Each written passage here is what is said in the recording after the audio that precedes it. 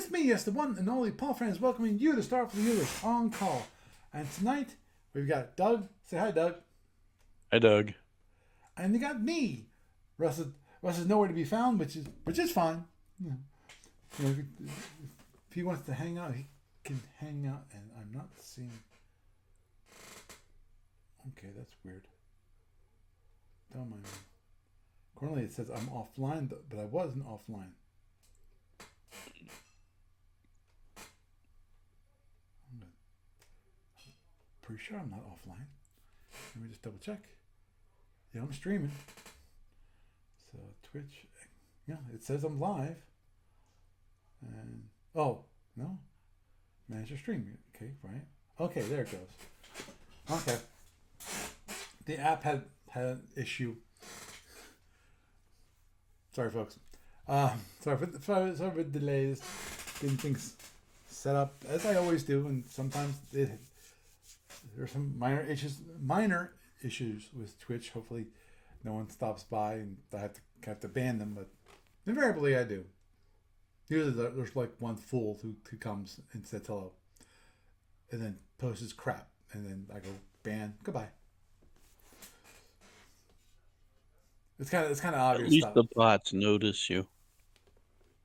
Well, that's possible because actually that's one thing I must admit, and that is going through these rules, which I'm going to be going through some of the Omega weapons today. That we've got more views on YouTube, which I think is a good thing. And actually, YouTube said, "Hey, we noticed that your views are now up," and then they send you different notifications. Oh, you want to do this? You want to do this? So, which is good. The views are up. Mhm. And to be honest, I'm being deadly honest here. I'm not looking to be a YouTuber. Where I get thousands or millions of views. I'm not looking to that. I'm not learning to earn a living from YouTube. Oh, heck no, that's what your OnlyFans is for. Yeah, OnlyFans. The only thing you'll see there is Don't you know how that works? yeah is all these naked pictures of battleships. Of starships. You know, poor things. Getting dirty with that Jindarin in the dirty asteroid field. Oh, see me on OnlyFans. Yeah. Oh. Yeah. Yeah.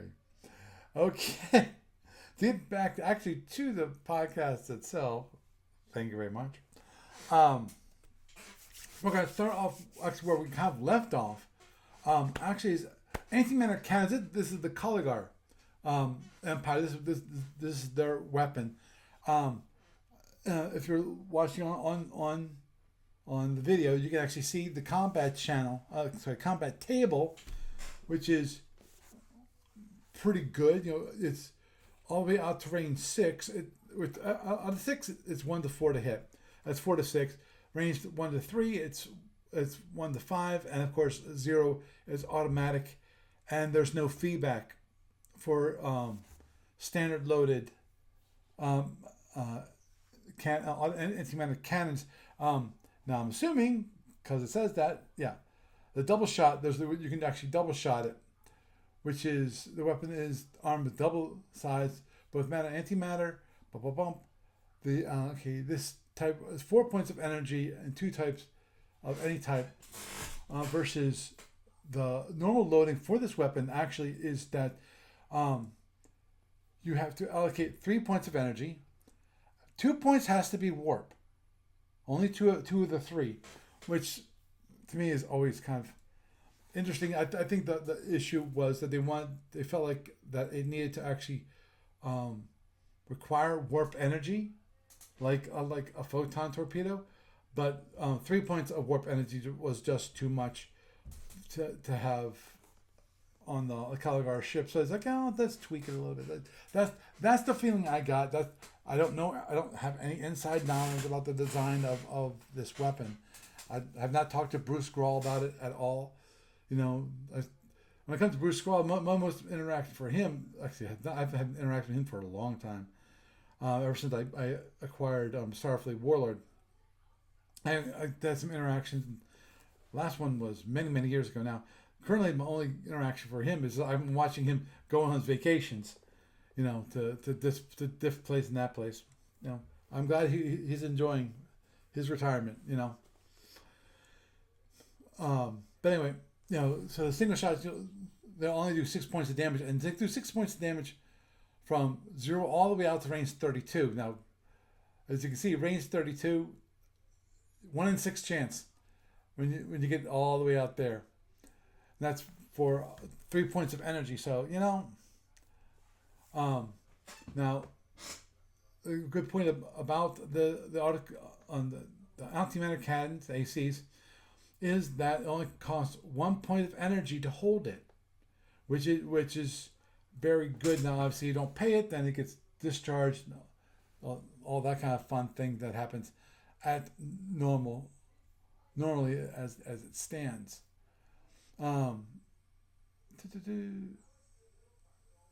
Right. Okay. So that's right. It was a reminder here in the rules that when it comes to that's a hit, that is based Hey, Rod. off. That's based off the effective range. That's for those of you, like there's different kind of modifiers. For example, a cloak, where that the range might be doubled. Now that's for the to hit is doubled. The amount of damage, which is going to use the true range. Now which means to me that okay, if you have a double shot, and the effective range is range like 7, let's say 8. Let's say 8 for a quick doubling. It's a 1-3 hit, but if you're at range 4, the true range 4, you still do 12 points of damage. Right.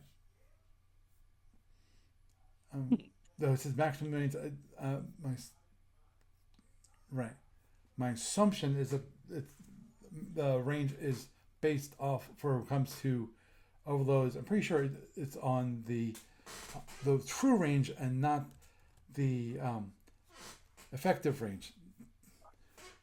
There's different things that you can't fire. Antimatter cannons can't be fired in hex containing a planet, moon, star, black hole, pulsar. Cannot be fired into such a hex. It can be fired through asteroids, rings, dust, with the regular things, regular penalties. Big surprise, antimatter cannons can't be fired through webs. Shocker. And it can't use non-violent combat, which that's one thing we discussed a couple of weeks ago, the whole craziness of non-violent combat, which, there are certain situations, and actually, I know there's certain scenarios which they explicitly say this is non-violent combat because they're trying to take that freighter, which is so you just want to get rid of the weapons and possibly the engines, but you don't want to damage the cargo.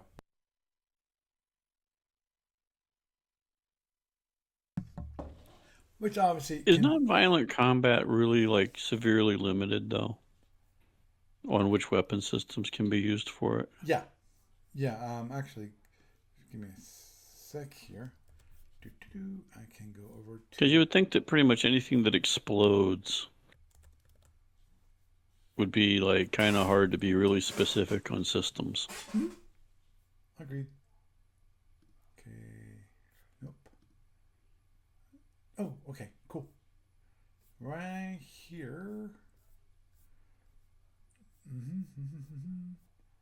There, of course, non-violent combat. Just a reminder for those of you who don't know about non-violent combat, which is an optional rule.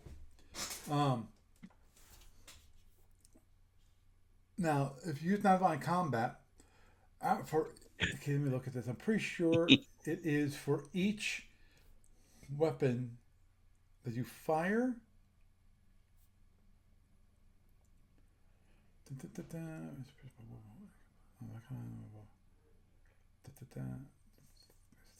Okay, yeah, the decision is made at the start of scenario, which makes things very difficult.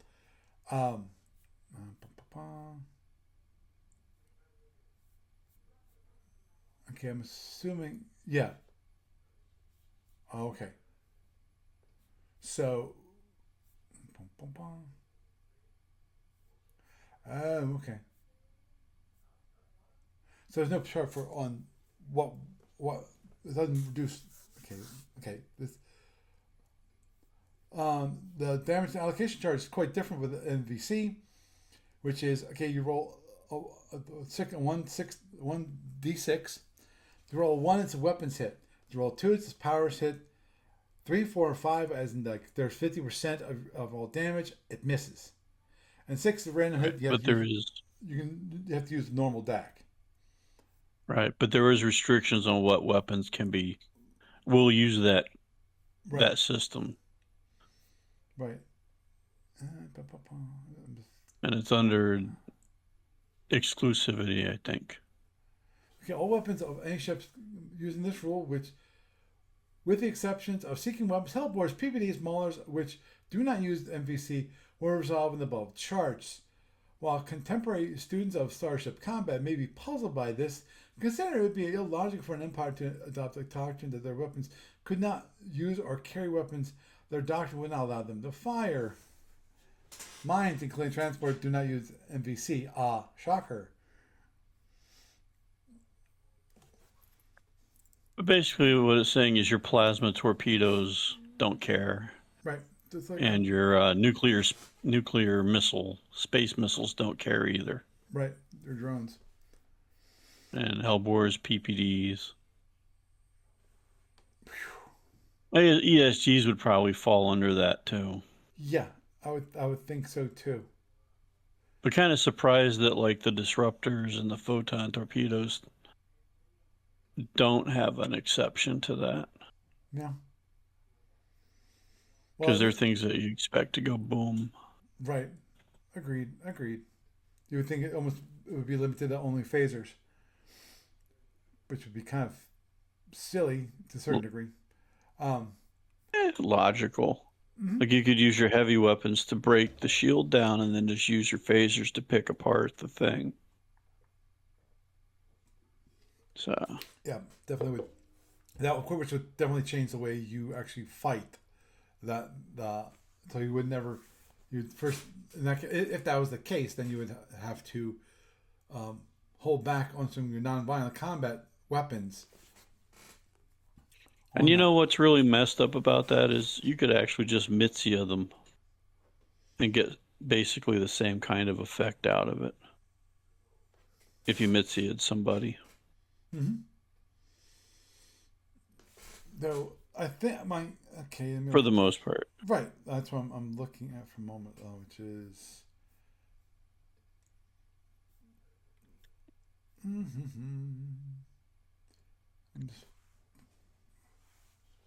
Yeah, that'd be.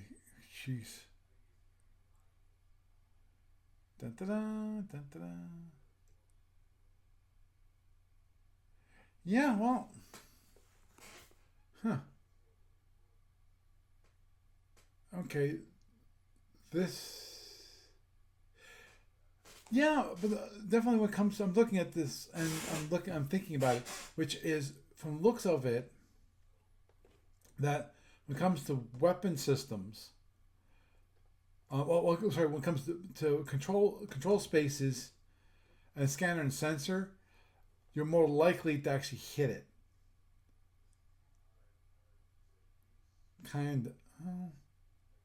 Yeah, you're more likely to hit a bridge, definitely.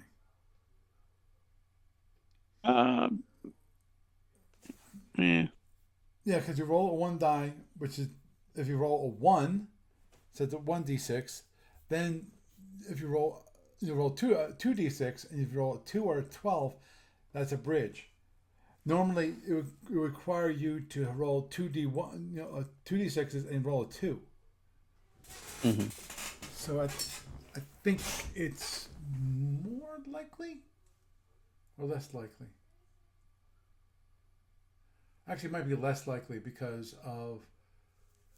Yeah, it actually would be less likely because rolling a 2 is 1/36 chance, versus this one, which is basically, let's say, 3 2s. So it's three. Um, three, 6 times Pull up 36 the other one. is what?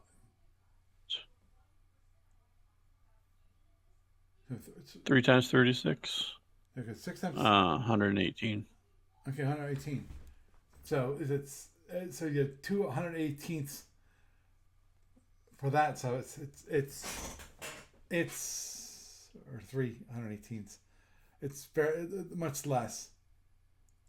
So to say the very least, you're going to do a lot of firing with and a lot of it's going to be for naught. There's no recorded instance of Empire's using nonviolent combat. There's no record instance of Romulan the Captain using nonviolent combat, except for the Federation and pirates and other empires use it only rarely. Players may, of course, use it if they wish, regardless of the empire they are playing. As I mentioned, there are actually scenarios where that's part of the scenario, which is using nonviolent combat. Basically, they give you a reason to actually using nonviolent combat for a change. Yeah, because we told you to. Yep, exactly. Yeah. Now, there has been a great deal of philosophical discussion regarding this rule. Wargammers who bought the game because it was a good tactical space game may feel that user rule D64 limits their activity and spoils their fun. Science fiction fans who bought this game said they could live the adventure they had been reading about. They will enjoy the challenge of the rule. It may well be argued that this doctrine was never used on film, or at least there is no conclusive evidence that it was. Purists may claim that the doctrine is built into the battle computers and used automatically. Well, of course, it has been established that only direct references that are materially published long after the film. It should be noted that this rule can be used effectively by pirates who wish to capture a ship without damage to cargo, as I mentioned before, and by captains rescuing hostages, also a good one. That I know there's some scenarios where that is your goal is to capture a hostage, and by ships attempting to keep combat situations to a minimum. To me, this actually is kind of close to. I know that I forget when I've seen it, where I forget whether it was in the original series or maybe the Next Generation. I forget where it was. That I remember having mentioned like target their weapon system or target their engines. That kind of the whole idea of targeting those things, That was probably Next Generation. Mm-hmm. The whole idea is to disable them instead of causing them I think that could almost be akin to nonviolent combat to a certain. I do not remember that in the original series. Yeah, I don't think so either. I think it was Picard mentioning it. But anyhow, so for those of you got a little refresher on nonviolent combat, a rule that people rarely ever use. And there's a good reason for it too. I mean, you lose half your shots or misses, and well, yeah. Overall, statistically, it's more than half. Yeah, right off the bat, though, right. Half. Right. And then you still have a 1 in 6 chance of using the regular DAC for that particular bit of damage, or you roll on a different table. And basically, I think it could have been done better. Mm-hmm. Yeah, they did. Like much less. On a flow chart of things to do, kind of set up. I think that rule could be revisited someday and rewritten Mm-hmm. into something that's less cumbersome and more to the point of what it's trying to do.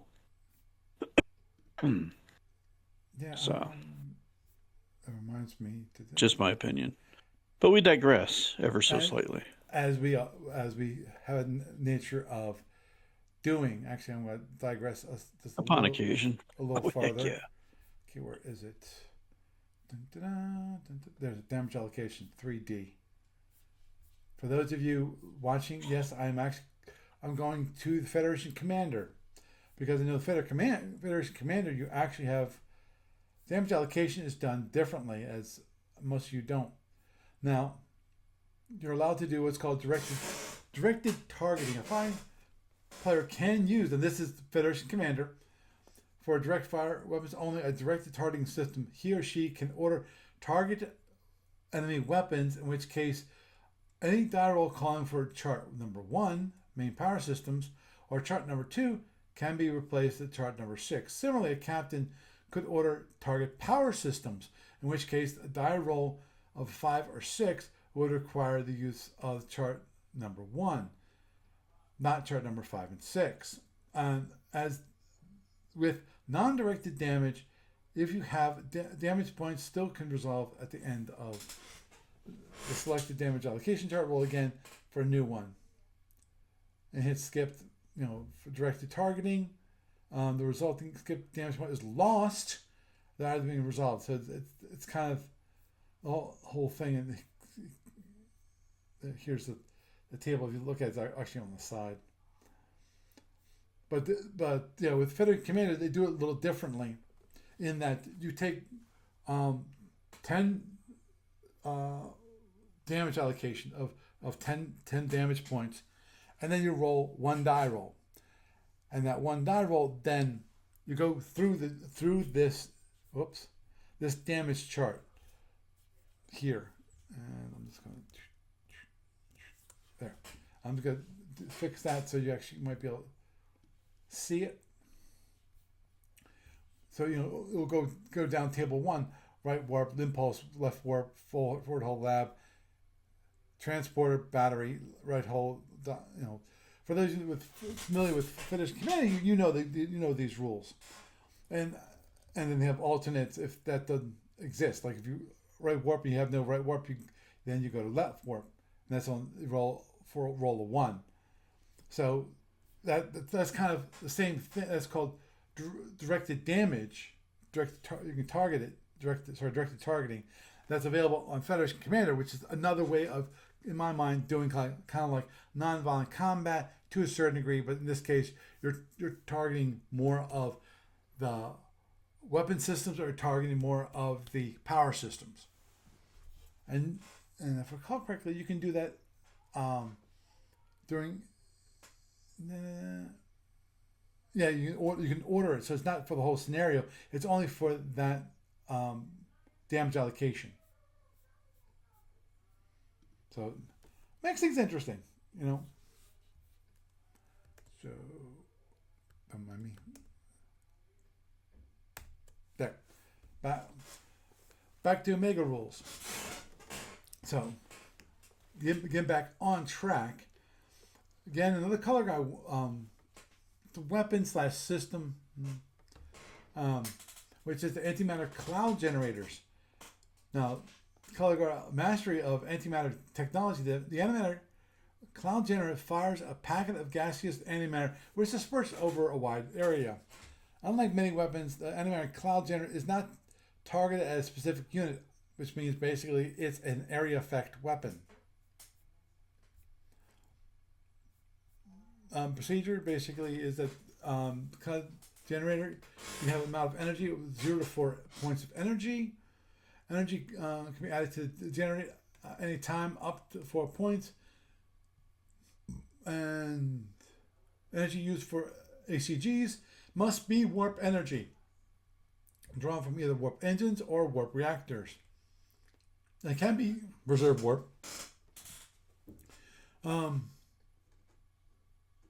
Now there was a refit that was available as of Y143, very early years, so that ACGs can hold up to 6 points of energy. Holding for a given turn is maintained with no holding cost for a period of 15 turns. So now 15 turns, most probably you'll never have a tactical encounter which actually lasts for more than 15 turns. But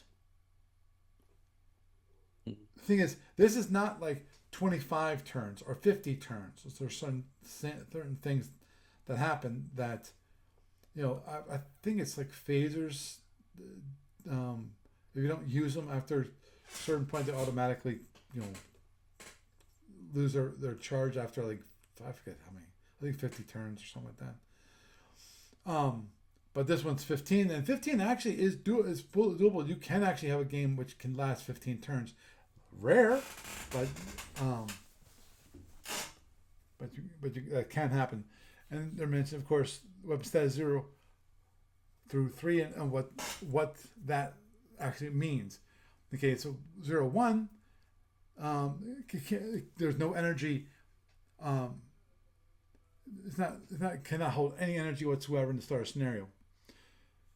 Status 2, it can have half its capacitor full at the starter scenario, and 3, it can be fully armed. Firing rates, ACG cannot fire more than once in any period of 32 impulses. Which, so even if it goes on to the next turn, so to give the example here, which is impulse 10 on turn 1, if you fired on that, it can't fire again until at least impulse 10 of turn number 2.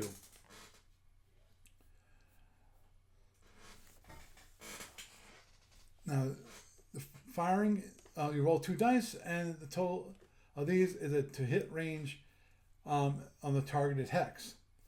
And you have the range of 0. You can't fire these at range 0 for a good reason.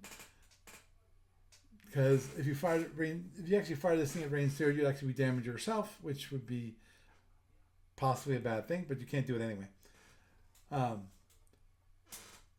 Maximum range is 32 hexes. And as I mentioned, you cannot fire at range 0. To hit on range 1 is 11. It's hard to miss. You can miss. I've seen Hellbores being fired at range 1 and people actually missing.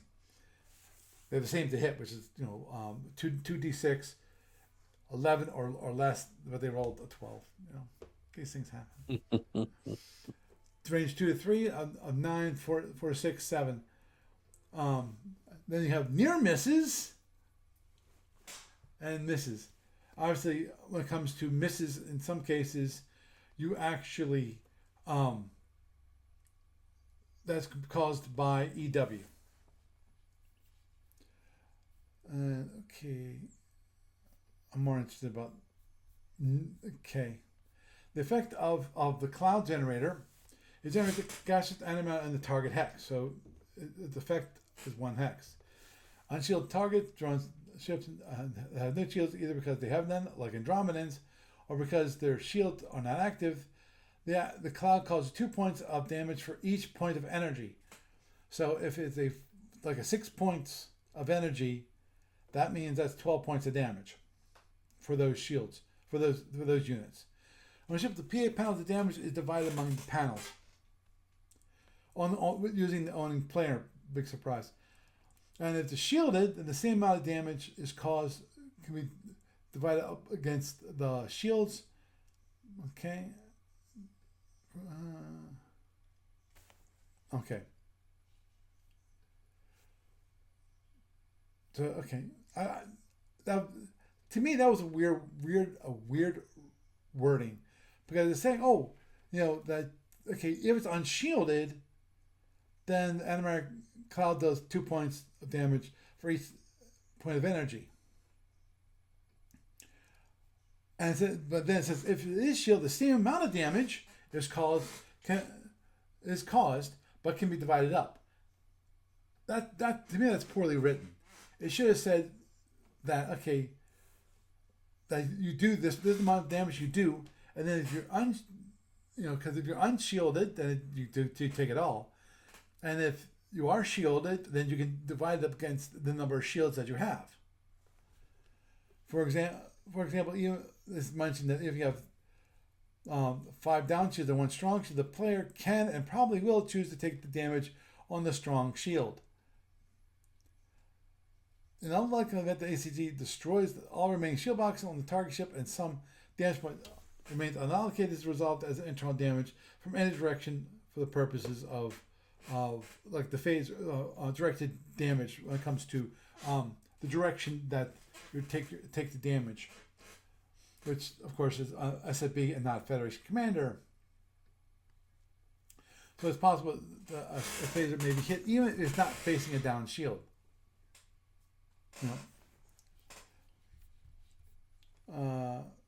ACG clouds are not normally affected by EW as they're not fired at a unit but a hex.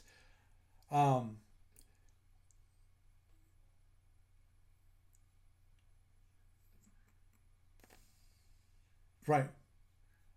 That's what I thought. But such one more hex of asteroids applied EW shift to the die roll as per standard rules procedures. Such a shift can also arise from firing a ship using EM or a lone offensive EW. However, the hex would not be protected by lone EW. So you can't, which makes sense, you can't actually loan a hex EW. If ASG affects 2 or more units, which are docked together, the combination only affected once. Okay, so basically they're considered 1 unit.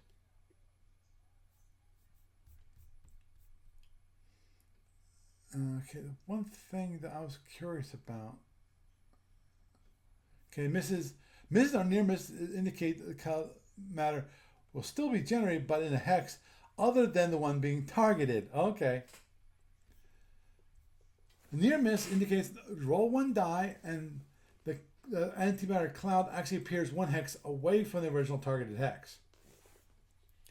In that direction. So like 1 would be directly north, would be direction A, 2 direction B, and so forth. And a miss, use this procedure twice in a row. Basically, use the near miss scenario twice in a row. The cloud will land a hex up, thus land in a hex up to 2 hexes from the original target. So it sounds like, in theory, in a miss, you actually could do a hit. Let's look at this again. Right? Fire to hex 215, rolls once, twice in a row, the cloud will appear. Okay, if die rolls such as a 1 followed by a 4 results in a cloud being placed in the original hex, reroll. If that happens, reroll the second die roll. Okay. So in the case of a miss, it's still a miss. So even if it's a miss, it cannot end up in the actual targeted hex. Okay. So they explicitly say, no. It's actually a miss. It doesn't actually hit the original hex. It just means that you use the procedure of directionally twice.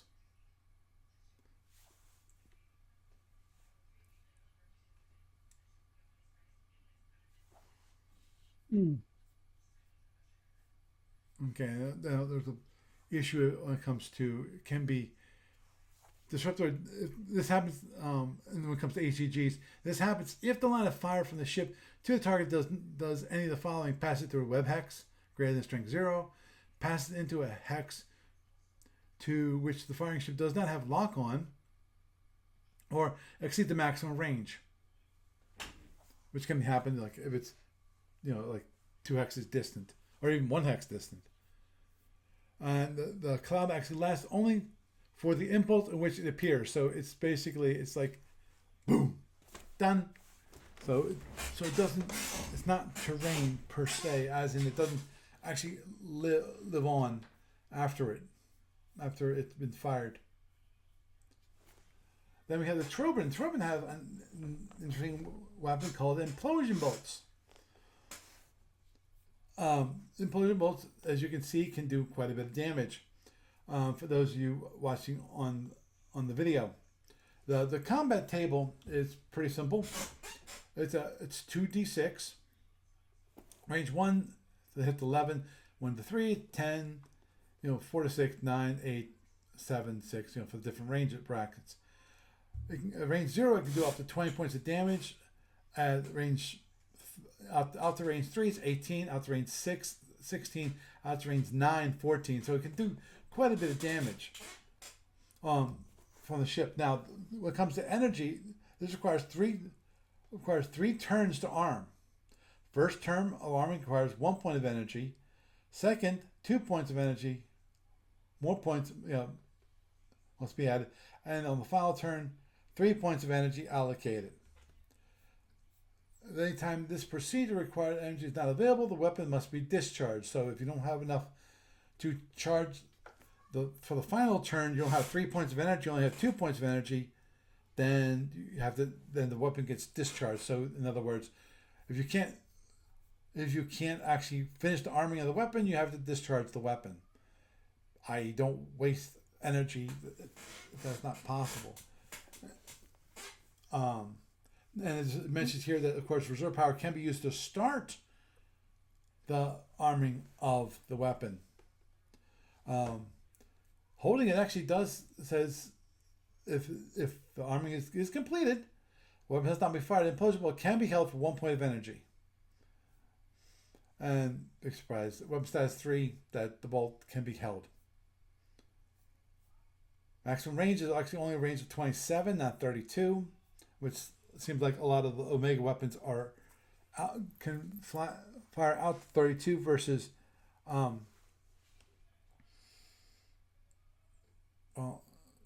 actually 32, and I think like disruptors only can fire out to range 30. I'm trying to compare it against Alpha, and I don't know actually the range for Alphas, but I know it's not like something like 27, which is an interesting range. I'm not sure why that was created that way. As I mentioned, Omega's a little different in that you don't have the range brackets are a bit different for that. So firing procedure is very simple. You roll the die roll, the 2 die, and then you figure out, okay, does it hit? If it hits, you get that amount of damage. And again, big surprise that the hit on the effective roll, the damage on the true range, and also there is no overloads for this weapon. It doesn't mention no overloads, it just doesn't mention an overload. Oh, but there is feedback that if the impulse bolt scores a hit a true range of 0, 2 points of damage is scored on the facing shield of the firing unit. So you do have the possibility of feedback damage when it comes to those weapons. Particle beams are used by the Vari Combine and are strongly related to the particle cannons used by the Celtorians and the old Galaxy Tholians, which is interesting. Apparently, Vari research in the particle technology began in much the same way as it did in the Tholian Galaxy, but soon branched off onto a different track, which is interesting to see. That because my understanding is that the Vari, they're totally independent of the old Galaxy Tholians, and then of course, particle cannons are old Galaxy Tholians from the old Galaxy back in the day, and of course the Celtorians were given those by the Tholians. There's different costs for the repair. I don't think most of us really care about that all that much. But arming, when it comes to particle beams, energy particle beams can come from any source. Yay! Including allocated or reserve power, particle beams can be fired twice per turn. Awesome. Each shot costs 1 point of energy to arm, 2 points of energy to overload. The maximum amount of energy can be used to arm is 4 points. If a particle beam is armed with 2 points of power, it can fire one overloaded and two or two standard shots. So it's definitely a reminder of the particle cannons. Now the question is, now the only thing is the particle beams emitters cannot be held, unlike the Saltorian particle cannons.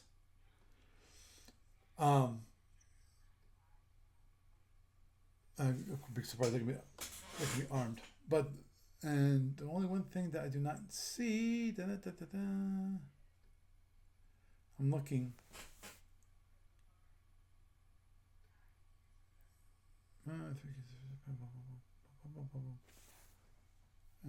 Oh, there it is. Okay, firing rate. Particle beams can be fired up to 2 times in a given turn. Each firing cannot be within quarter of a turn, i.e. 8 impulses, of a previous firing. So basically they're better in the category of firing rate, because with the Saltorian particle cannons, you can fire twice a turn, but is a 12 impulse delay. So this is kind of better in that regard. It's actually, to me, that's interesting in this regard. If you look at the drones, the drone racks, the C rack, if I recall correctly, the C rack, you can fire it twice a turn, but you can't fire it more, within 12 impulses of the last firing. And to me, that seemed like almost a rule for SFB, which is if a weapon can be fired multiple times, other than the Gatling phasers, they could not be fired more than closer than 8. Okay, the delay was always 12 impulses. Well, obviously this breaks that unwritten rule.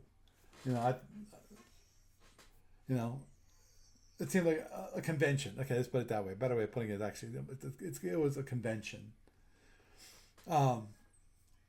Combat, you can see here, when it comes to hit, whether it's standard or overloads, it's the same to hit, which is, except for, of course, range 0. You can't fire a standard particle beam at range 0. This actually goes out to range 40 when it comes to combat, which is interesting. And all the way out there, you only do 1 point of damage. But it's not bad. Given that you're putting 1 point of damage, 1 point of energy into it, you can get 1 point of damage. That's not too bad. Yes. Yeah, that's fine. And you got a 50% shot all the way out to range 24, which actually is better than disruptors when it comes to the hit. Now, out to range 24, you only get 1 point of damage. But again, you're only putting 1 point of power into it.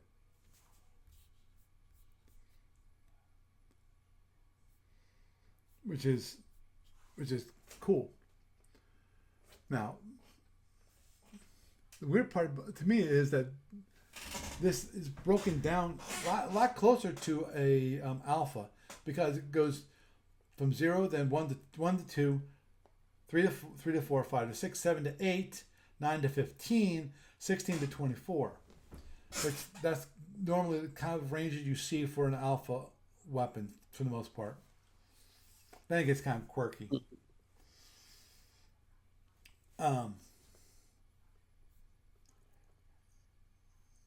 Right. It says if overload particle beam scores a hit at a true range of 0, then 1 point of damage is scored on the facing shield of the firing unit.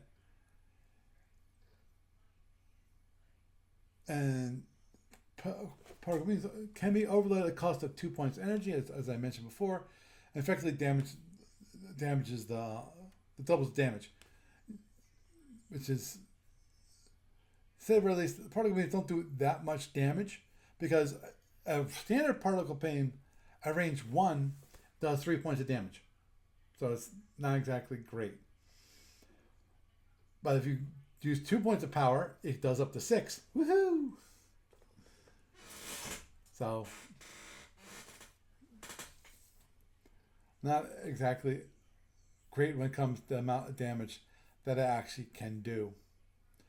I think we'll end up with the last one, which is the particle probes, which is, again, the Vari Combine. Developed a military use for a standard probe found on most starships, arming it with a particle beam. These crazy people. For added offensive power, while not a particularly deadly weapon, it can be used at close range and guarantees shot on a downed shield. So they're usually marked, like P probe or PB, which is weird. Okay, they can be repaired for 8 points of repair. Energy. For actually arming it, particle probe launcher are armed over the course of 2 turns. First turn is 1 point of power used to arm, and then the second turn is 1 point of power needed to arm the probe. And once additional power is used, and 1 additional point is used to arm the particle beam payload.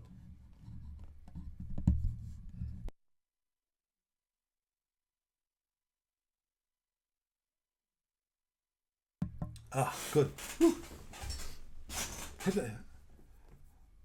Thankfully, I was able to find the mute button before I had that sneeze. So the 3 points of power, and the energy can come from any source. But the second turn arming must be allocated, or the first turn arming is lost.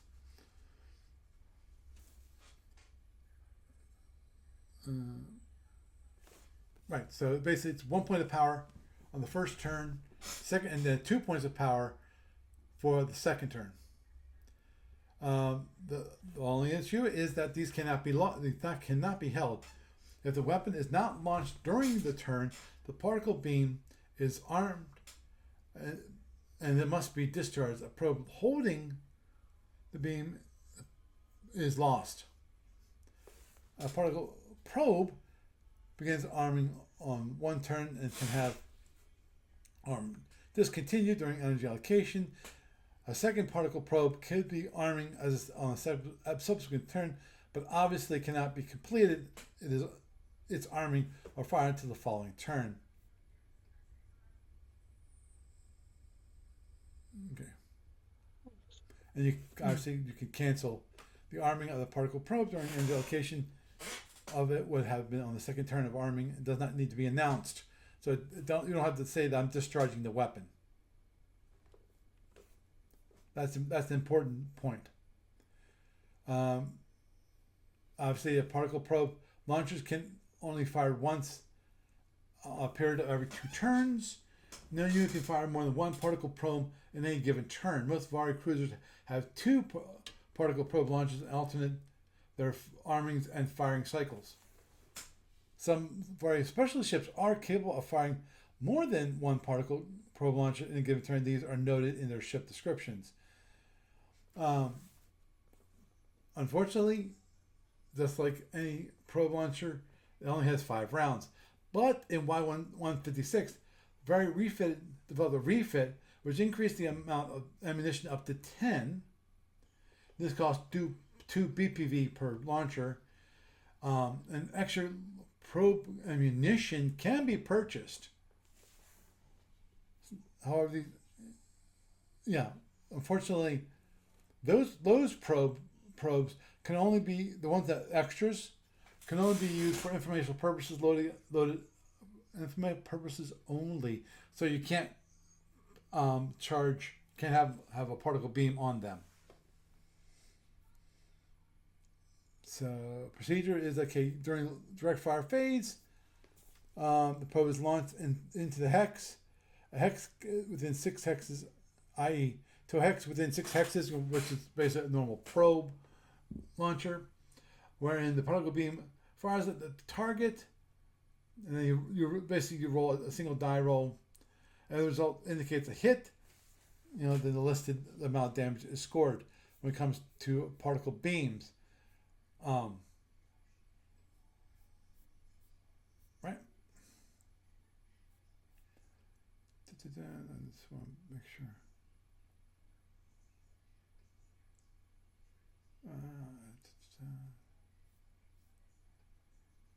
There's one thing.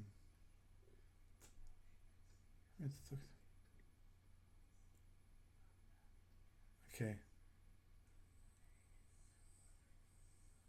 Oh, particle beam fires on a target from that hex. Okay. Okay. So basically, you wouldn't want this actually entering the target of your, entering the hex of your target. You'd actually have it so that it's one hex away from your target, is what you would do.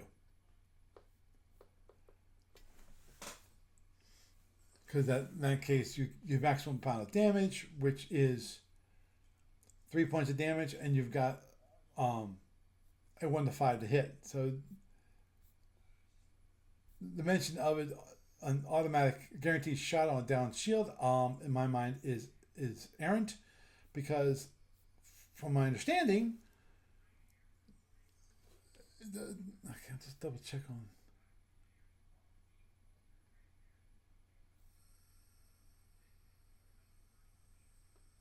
Okay. Bum, bum, bum. Just weird. Bum, bum, bum. Although standard particle probes can hold only a standard charge, they cannot hold overloaded particle beams. Which is why I mentioned the automatic hits. But the only time you can automatic hit is if you're actually range 0 and you're overloaded, which you can't do. Particle beam fired from the particle does not cause feedback.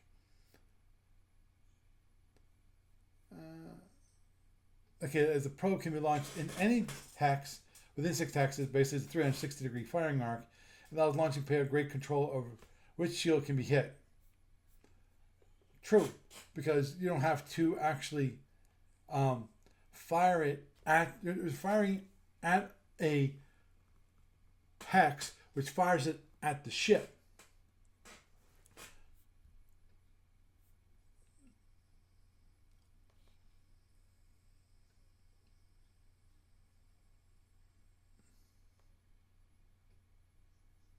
Right.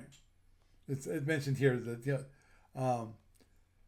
this allows can target ship. Indeed, if a target ship is 5 hexes or closer to launch a ship, the launching player can select any shield simply by placing the probe 1 hex from the target ship in a direction which would fire through the desired shield. Note, as particle beams cannot hit a range 0, it's senseless to launch the probe into the same hex as the target, as I just previously mentioned.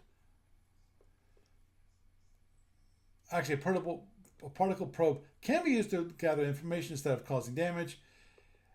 If launched in this way, the unarmed particle charge is ejected from the probe is launched when the probe is launched and causes no damage. So, so in my mind, that means you wouldn't, if you're doing that, you don't actually have to add the 3rd point of energy.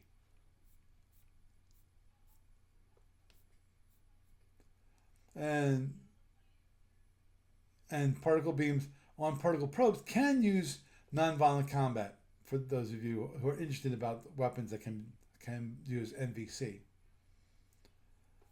Okay, I think we'll end it there.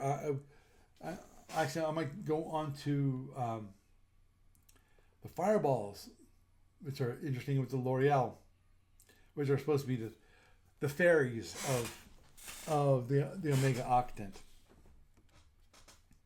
Okie dokie then.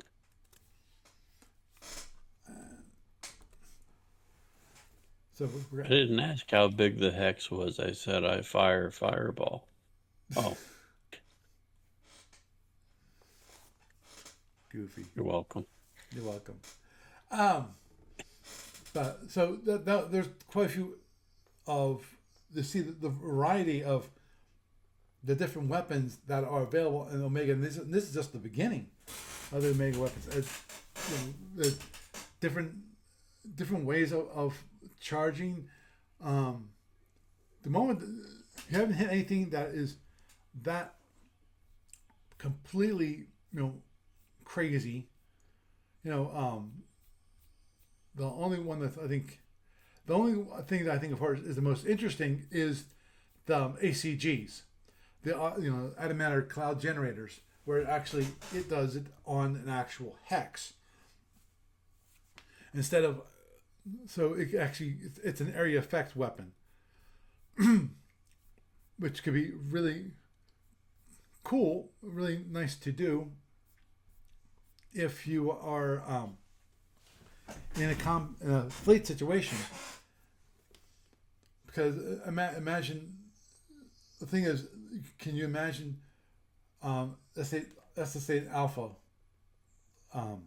ship fires a bunch of drones in a stack towards the Kulligar, who has an ACG. What he can do is he can fire it on a hex where all those drones go, and the drones go poof. So, it obviously, when you're fighting against a Kulligar, you want to spread out just a little bit to limit the amount of damage. Obviously, 2 points of damage, per point of energy that's been put in. That actually can hurt quite a bit. For non-shielded, still not. Do you want two boxes of each of your shields to be removed, or I'm assuming to me that would be assumption on a brand new if you have new shields, not undamaged shield, versus taking 12 points. If there was 6 points of energy and you got hit, and there's 12 points of damage, I'm not sure you actually want to take 12 points of damage against one shield unless you actually had allocated damage against that one. You had reinforced the shield on that one shield. And that's the only time I'd ever imagine doing that, which is, not crazy, because, which actually it's better than using general reinforcement, because general reinforcement actually would take you 24 points of energy for 12 points of reinforcement, while you can use 12 points of specific reinforcement and just say, okay, they're all going against this one shield, which has all my reinforcement. Of course, I don't think anyone here would actually allocate 12 points of energy for a specific reinforcement. That's just, I think, a waste of energy that could be done better done with other things. Maybe do 6 points of power and then maybe for a single shield, which can then be used for against the ACs and the ACGs. So, anyhow, Doug, it's been a pleasure having you around. Thank you. Thanks for having me on. Oh, hey, just so you know, I threw a thing up on the thread for gamers. It wasn't anything for our event, but there was a HMGS event where they actually did a Blazing Saddles themed Western miniatures fight. Wow. They had the toll booth. If you remember that scene in Blazing Saddles. No, because I've never actually seen Blazing Saddles, believe it or not. Oh my gosh. Okay, I feel bad. Go watch it. It's one of Mel Brooks' best movies ever. Understood. I remember seeing a clip where a guy punches a horse. Yeah. That's the only thing I remember from Blazing Saddles. Yeah, that guy was actually a linebacker in the NFL who played the part of Mongo. So, but no, the movie's a classic. It's hilarious. Yeah, that had Gene Wilder in it, right? Yeah. And the guy who took the role basically beat out Richard Pryor for it slightly. And Richard Pryor co-wrote the script with Mel Brooks. Oh wow. Yeah, it's a classic American cinema with a lot of rich history in its story behind the scene stuff. So, dude, go watch that movie sometime. We'll do. We'll do. We'll do. That's a movie of our generation coming up. And yeah, you have missed out on something. So Understood. there's that. Thank you for having me on again. Oh, hey, look, you get to ban somebody real quick Oh yay! in the chat room. And ban. Bye bye. Bye bye. See you. So it just wouldn't have been the same. Yes, I've done my duty for the day. Russian bot. Bye bye. Bye bye. Bye bye. See you. Okay. So yeah, that was basically that. Okay. So anybody else listening, if you happen to ever visit the Gamers of South Central PA convention page, yeah, that's what I threw up there today. It was the only thing I threw up there today. It's just it caught my attention, and I thought that was funny. Yeah. So, all right, Okay. that's all I got, Paul. Okay. So, Good. Have a good night. thanks. So, went through some of the wonderful Omega weapons. I'm not sure if I will continue on the Omegas for next week. I will think about it. I might actually go on the systems, or yeah, I might continue on the Omegas at the moment. At the moment, I might go through. I think that sounds like a good idea. Which is go through all the Omega rules, so that people have an idea of what the Omegas look like. You know, they're some of the like the Drex, and I think there's a vampire one. Those can be kind of nasty. I forget the Empire now. It's not the I forget. Oh well. Well, when we get there, we'll get there. Anyhow, with that, I am Paul Franz, and I bid you a good night.